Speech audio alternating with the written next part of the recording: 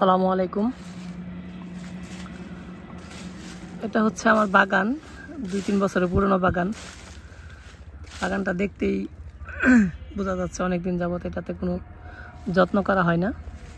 আপনারা দেখতেই পারতেছেন এই বড়ই গাছ, কোনো ধরনের যত্ন নাই, কিছু বড়ই আসছে।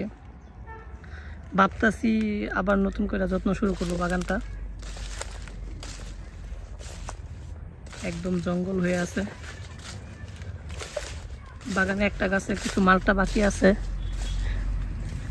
2-3টা মালটা বাকি আছে, এগুলো আজকে নিতে আসছি। সাইজ বড় হয় নাই, একদম ছোট ছোট, একদম পেকে আছে বাড়িওয়ান মালটা।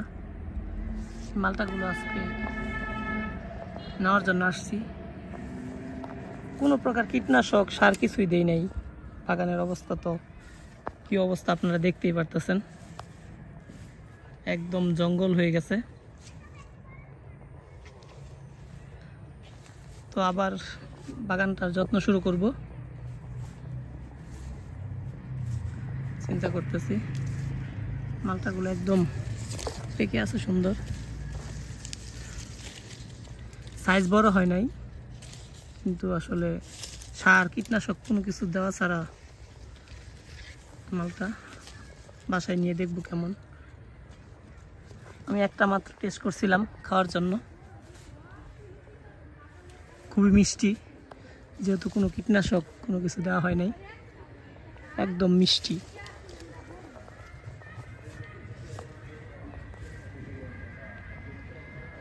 অনেকগুলো মালটা গাছ ছিল, কেটে ফেলছি, আর কিছু মালটা গাছ বাকি আছে।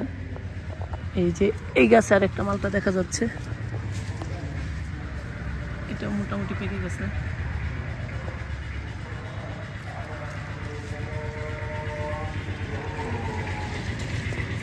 মালটা গাছগুলো কেটে ফেলবো, মূলত পেয়ারা বাগান, পেয়ারা গাছগুলাই রাখবো এখন।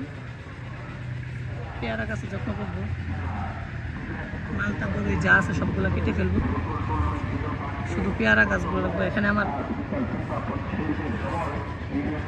থাই 5 পেয়ারা, যেটা আর কি থাই 5 পেয়ারা গাছটা খুব উচ্চ ফলনশীল, যদিও যত্ন করি নাই।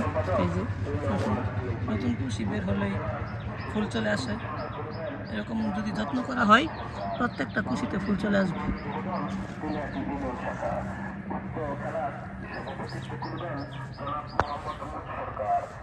আজকের মতো এ পর্যন্তই, ভালো থাকবেন, আল্লাহ হাফেজ।